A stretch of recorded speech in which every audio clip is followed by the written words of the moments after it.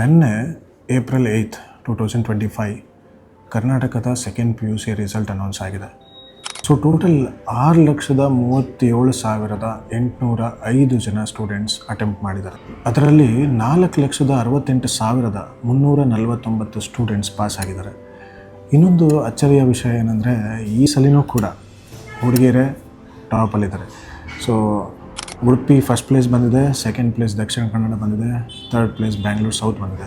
So government college count ತೊಗೊಂಡ್ರೆ 1,44,425 ಜನ students attempt ಮಾಡಿದರೆ ಅದರಲ್ಲಿ ಪಾಸ್ ಆಗಿರುವಂಥ ನಂಬರ್ 82,474 ಜನ ಸ್ಟೂಡೆಂಟ್ಸ್ ಗೌರ್ಮೆಂಟ್ ಕಾಲೇಜಲ್ಲಿ ಪಾಸ್ ಆಗಿದ್ದಾರೆ. ಅಂದರೆ ಔಟ್ ಆಫ್ 100 57.11%. ಗೌರ್ಮೆಂಟ್ ಈ ವಿಷಯದ ಬಗ್ಗೆ ಯಾಕೋ ಜಾಸ್ತಿ ಗಮನ ಹರಿಸ್ಬೇಕಂತ ಅನಿಸುತ್ತೆ. ಬಿಕಾಸ್ ಇನ್ನು 43% ಸ್ಟೂಡೆಂಟ್ಸ್ ಸೆಕೆಂಡ್ PUCಲಿ ಏನಕ್ಕೆ ಪಾಸ್ ಆಗಿಲ್ಲ, ಇದಕ್ಕೆ ಏನು ರೀಸನ್ ಇರ್ಬೋದು? ಸೊ ಈ ರೀಸನ್ನ ನೀವು ಅನಲೈಸ್ ಮಾಡಿ ಆ ಗೌರ್ಮೆಂಟ್ ಕಾಲೇಜ್ಗಳಿಗೆ ನಿಮ್ಮ ಕಡೆಯಿಂದ ಯಾವುದಾದ್ರು ರೀತಿ ಅಕಾಡೆಮಿಕ್ ಸಪೋರ್ಟ್ಗಳು ಕೊಟ್ಟರೆ ಇನ್ನು 43% ಸ್ಟೂಡೆಂಟ್ಸ್ ಕೂಡ ಪಾಸ್ ಆಗುವಂಥ ಚಾನ್ಸಸ್ ಜಾಸ್ತಿ ಇರುತ್ತೆ ಇನ್ ದ ಫ್ಯೂಚರ್. ಈ ಸಲ ಔಟ್ ಆಫ್ 100% ನಾವು ತೊಗೊಂಡ್ರೆ 73.45% ಸ್ಟೂಡೆಂಟ್ಸ್ ಪಾಸ್ ಆಗಿದ್ದಾರೆ. ಸೊ ನಾವಿಲ್ಲಿ ಸ್ಕ್ರೀನ್ ಮೇಲೆ ತೋರಿಸ್ತಾ ಇದ್ದೀವಿ ಸೈನ್ಸಲ್ಲಿ ಟಾಪರ್ಸ್. ಸೊ ಆಬ್ವಿಯಸ್ಲಿ ಟಾಪಲ್ಲಿ ಹುಡುಗಿರೇ ಇದ್ದಾರೆ. ಆ್ಯಂಡ್ ಇವಾಗ ನೀವು ನೋಡ್ಬೋದು ಕಾಮರ್ಸಲ್ಲಿ ಟಾಪರ್ಸ್, ಇಲ್ಲೂ ಕೂಡ ಆಬ್ವಿಯಸ್ಲಿ ಹುಡುಗಿರೇ ಇದ್ದಾರೆ. ಆ್ಯಂಡ್ ಇವಾಗ ನೀವು ನೋಡ್ಬೋದು ಆರ್ಟ್ಸಲ್ಲಿ ಕೂಡ ಹುಡುಗಿರೇ ಇದ್ದಾರೆ, ನೋ ಡೌಟ್. ನಾವಿಲ್ಲಿ ಎಲ್ಲರೂ ನಮ್ಮ ಟೈಮ್ನ ಇನ್ವೆಸ್ಟ್ ಮಾಡಲೇಬೇಕಾಗತ್ತೆ. ಬಿಕಾಸ್ ಈ ಮಕ್ಕಳಿಗೆ ಅಪ್ರಿಷಿಯೇಟ್ ಮಾಡೋಕ್ಕೆ ಏನಕ್ಕೆ ಅಂದರೆ ಇಷ್ಟೊಂದು ಡಿಸ್ಟ್ರಾಕ್ಷನ್ಸ್ ಇರುವಂಥ ಟೈಮಲ್ಲಿ, ಸೋಷಿಯಲ್ ಮೀಡಿಯಾದಲ್ಲಿ ಎಲ್ಲ ಮಕ್ಕಳು ಇನ್ವಾಲ್ವ್ ಆಗಿರುವಂಥ ಟೈಮಲ್ಲಿ ಆ ಮಕ್ಕಳು ನಾವು ಓದ್ತೀವಿ, ನಾವೇನೋ ಸಾಧಿಸ್ತೀವಿ ಅಂತ ಇಷ್ಟು ಔಟ್ ಆಫ್ ಔಟ್ ತೆಗಿಯೋ ತನಕ ಲೆವೆಲಲ್ಲಿ ಓದಿದ್ದಾರೆ, ಅವ್ರ ಟೈಮ್ ಇನ್ವೆಸ್ಟ್ ಮಾಡಿದ್ದಾರೆ, ಕಷ್ಟಪಟ್ಟಿದ್ದಾರೆ ಅಂದರೆ ನಮ್ಮ ಕಡೆ ಎಲ್ಲರ ಕಡೆಯಿಂದ ನಾವು ಅಪ್ರಿಷಿಯೇಟ್ ಮಾಡೋದ್ರಲ್ಲಿ ತಪ್ಪೇನಿಲ್ಲ ಅಂತ ನನಗನ್ಸುತ್ತೆ.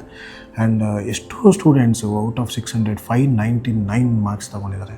ಟೋಟಲ್ 6,37,805 ಸ್ಟೂಡೆಂಟ್ಸಲ್ಲಿ ಫೇಲ್ ಆಗಿರುವಂಥ ಸ್ಟೂಡೆಂಟ್ಸ್ನ ನೋಡಿದ್ರೆ 1,69,456 ಜನ ಸ್ಟೂಡೆಂಟ್ಸ್ ಫೇಲ್ ಆಗಿದ್ದಾರೆ.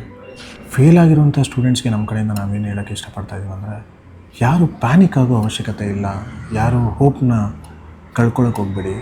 ನೀವು ಕೂತ್ಕೊಳ್ಳಿ, ಅನಲೈಸ್ ಮಾಡಿ, ಏನಕ್ಕೆ ನೀವು ಮಾರ್ಕ್ಸ್ ಕಡಿಮೆ ಬಂತು, ಯಾವ ಸಬ್ಜೆಕ್ಟಲ್ಲಿ ಫೇಲ್ ಆಗಿದ್ದೀರಾ, ಯಾವ ಸಬ್ಜೆಕ್ಟ್ ನಿಮಗೆ ಕಷ್ಟ ಆಯಿತು, ಸೊ ಆ ಸಬ್ಜೆಕ್ಟಲ್ಲಿ ಯಾವ ಟಾಪಿಕ್ ಕಷ್ಟ ಆಯಿತು.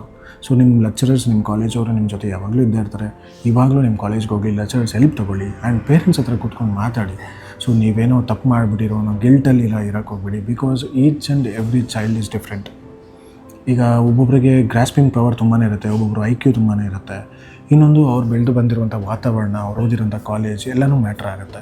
ಸೊ ನೀವೇನೋ ತಪ್ಪು ಮಾಡಿದ್ದೀವಿ, ಏನೋ ದೊಡ್ಡ ಅಪರಾಧ ಮಾಡಿರೋವಂಥ ಫೀಲಿಂಗ್ ನೀವು ಇಟ್ಕೊಳ್ಳೋಕೆ ಹೋಗ್ಬೇಡಿ. ಆ್ಯಂಡ್ ಪೇರೆಂಟ್ಸ್ ಕೂಡ ನಿಮ್ಮ ಮಕ್ಕಳನ್ನ ಪ್ಲೀಸ್ ಆ ಥರ ಟ್ರೀಟ್ ಮಾಡೋಕ್ಕೆ ಹೋಗ್ಬೇಡಿ. ಆ್ಯಂಡ್ ಕಾಲೇಜವ್ರು ಕೂಡ ಫೇಲ್ ಆಗಿರೋ ಸ್ಟೂಡೆಂಟ್ಸ್ನ ನೆಗ್ಲೆಕ್ಟ್ ಮಾಡೋಕ್ಕೆ ಹೋಗ್ಬೇಡಿ. ಪ್ಲೀಸ್ ಅವ್ರನ್ನ ನೀವೇ ಕಾಲ್ ಮಾಡಿ ನಿಮ್ಮ ಕಾಲೇಜಿಗೆ ಕಳಿಸ್ಕೊಳ್ಳಿ, ಕ್ಲಾಸ್ ರೂಮಲ್ಲಿ ಕೂರಿಸಿ, ಅವ್ರು ಯಾವ ಸಬ್ಜೆಕ್ಟಲ್ಲಿ ಫೇಲ್ ಆಗಿದ್ದಾರೆ, ಅವ್ರಿಗೆ ಏನು ಸಪೋರ್ಟ್ ಬೇಕು, ಕೂತ್ಕೊಂಡು ಮಾತಾಡಿ, ಅವ್ರ ಜೊತೆ ಅನಲೈಸ್ ಮಾಡಿ. ಆ್ಯಂಡ್ ಸ್ಟೂಡೆಂಟ್ಸ್ಗೆ ನಾವೇನು ಹೇಳೋದಂದರೆ, ಈ ಸತಿ ನಿಮಗೆ 2 ಚಾನ್ಸ್ ಇದೆ, 2 ಸಪ್ಲಿಮೆಂಟ್ರಿ ಇದೆ. ಸೊ ಫಸ್ಟ್ ಸಪ್ಲಿಮೆಂಟ್ರಿ ಡೇಟ್ ಬಂದು ನಿಮಗೆ ಏಪ್ರಿಲ್ 24 ಮೇ 8 ತನಕ ನಡೆಯುತ್ತೆ. ಸೆಕೆಂಡ್ ಸಪ್ಲಿಮೆಂಟ್ರಿ ಜೂನ್ 9 ಜೂನ್ 21 ತನಕ ನಡೆಯುತ್ತೆ. ಸೊ ಆಬ್ವಿಯಸ್ಲಿ ನಿಮಗೆ 2 ಅಟೆಂಪ್ಟ್ ಇದೆ. ಸೊ ನೀವು ಯಾರು ಏನು ಧೈರ್ಯಗೆಡೋ ಅವಶ್ಯಕತೆನೇ ಇಲ್ಲ. ನೀವು ಕೂತ್ಕೊಳ್ಳಿ, ಇವಾಗಲೂ ಹಾರ್ಡ್ ವರ್ಕ್ ಮಾಡಿ, ಡೈಲಿ 6 to 8 hours ಓದಿ. ಆಮೇಲೆ ನೀವು ಪಾಸ್ ಆಗಿರುವಂಥ ಸ್ಟೂಡೆಂಟ್ಸ್ ನಾನು ಏನು ಹೇಳೋಕ್ಕೆ ಇಷ್ಟಪಡ್ತೀನಿ ಅಂದರೆ, ಅವರೆಲ್ಲ ನಿಮ್ಮ ಫ್ರೆಂಡ್ಸೇ ಇರ್ತಾರೆ. ಸೊ ಆ ಫ್ರೆಂಡ್ಸ್ನ ಅಷ್ಟು ಬೇಗ ನೆಗ್ಲೆಕ್ಟ್ ಮಾಡೋಕ್ಕೆ ಹೋಗ್ಬೇಡಿ. ಪ್ಲೀಸ್ ನೀವು ಅವ್ರ ಜೊತೆ ಜಾಯ್ನ್ ಆಗಿ. ನೀವು ಯಾವುದರಲ್ಲಿ ಸ್ಟ್ರಾಂಗ್ ಇದ್ದೀರಾ, ನಿಮ್ಗೆ ಏನೇನು ಟಾಪಿಕ್ ಈಸಿಯಾಗಿ ಅರ್ಥ ಆಯಿತು, ಅವ್ರ ಮನೆಗೆ ಹೋಗಿ ಕೂತ್ಕೊಳ್ಳಿ, ಅವ್ರಿಗೂ ಒಂದು ಸ್ವಲ್ಪ ಹೆಲ್ಪ್ ಮಾಡಿ. ಬಿಕಾಸ್ ಎಲ್ಲರೂ ಅಟ್ ದ ಎಂಡ್ ಎಲ್ಲರೂ ಕೂಡ ಫ್ರೆಂಡ್ಸೇ, ಎಲ್ಲರೂ ಕೂಡ ಮಕ್ಕಳೇ. And failure is not the end, ಇದನ್ನು ಬಿಗಿನಿಂಗ್ ಅಂತ ತಿಳ್ಕೊಳ್ಳಿ. ಆ್ಯಂಡ್ ಇವಾಗ ನೀವೇನು ಕಲಿತಾ ಇರೋ ಅದು ನಿಮ್ಗೆ ಲೈಫಲ್ಲಿ ತುಂಬಾ ಇಂಪಾರ್ಟೆಂಟ್ ಆಗುತ್ತೆ. ಯಾವುದು ಫೇಲ್ಯೂರ್ ಅಂದರೆ, ನಾನು ಫೇಲ್ ಆಗಿಬಿಟ್ಟೆ ಅಂತ ಅಂದ್ಕೊಂಡು ಸುಮ್ಮನೆ ಕೂತ್ಕೊಂಡು ಏನೂ ಮಾಡ್ದಂಗೆ ಇರೋದು, ಅದು ನಿಜವಾದ ಫೇಲ್ಯೂರ್ ಆಗುತ್ತೆ. ಬಟ್ ಎವ್ರಿ ಟೈಮ್ ನೀವು ಫೇಲ್ ಆದಾಗ ನೀವು ಎದ್ದು ಬಂದು ನಾನು ಇದನ್ನು ಸಾಧಿಸ್ತೀನಿ, ನಾನು ಪಾಸ್ ಆಗೇ ಆಗ್ತೀನಿ, ನಾನು ಏನೋ ಒಂದು ಅಚೀವ್ ಮಾಡ್ತೀನಿ ಅನ್ನೋ ಒಂದು ಛಲ ನಿಮ್ಮಲ್ಲಿ ಬರುತ್ತಲ್ಲ, ಅದು ನಿಜವಾದ ಸಕ್ಸಸ್. ರ್ಯಾಂಕ್ಸ್ ಯಾರು ತಗೊಂಡಿದ್ದೀರಾ ಅವ್ರಿಗೆ ನಮ್ಮ ಕಡೆಯಿಂದ ಕಂಗ್ರ್ಯಾಚುಲೇಟ್ ಮಾಡ್ತಾ ನಿಮಗೆ ಆಲ್ ದಿ ಬೆಸ್ಟ್ ಹೇಳ್ತಾ ಇದ್ವಿ. ಇನ್ ದ ಕಮ್ಮಿಂಗ್ ಫ್ಯೂಚರ್ ನೀವು ಒಳ್ಳೊಳ್ಳೆ ಕೋರ್ಸ್ ತೊಗೊಳ್ಳಿ. ಇನ್ನು ಇದೇ ಥರ ನೀವು ಒಳ್ಳೊಳ್ಳೆ ಮಾರ್ಕ್ಸ್ ತೆಗಿತಾ ಇರಿ, ಬೇರೆಯವ್ರಿಗೂ ಕೂಡ ಮೋಟಿವೇಟ್ ಮಾಡ್ತಾಯಿರಿ. ಆ್ಯಂಡ್ ಫೇಲ್ ಆಗಿರೋ ಸ್ಟೂಡೆಂಟ್ಸೇ, it's not a matter, failure is not the end. ನೀವು ಇವಾಗಲೂ ಮಾಡಬಹುದು, ಮಾಡಿ. ನಿಮ್ಮ ಪೇರೆಂಟ್ಸ್ ಹತ್ರ ಕೂತ್ಕೊಳ್ಳಿ, ಲೆಕ್ಚರರ್ಸ್ ಹತ್ರ ಹೋಗಿ ಮಾತಾಡಿ. ಕಾಲೇಜ್ ನಿಮ್ಮ ಜೊತೆ ಯಾವತ್ತೂ ಇದ್ದೇ ಇರುತ್ತೆ.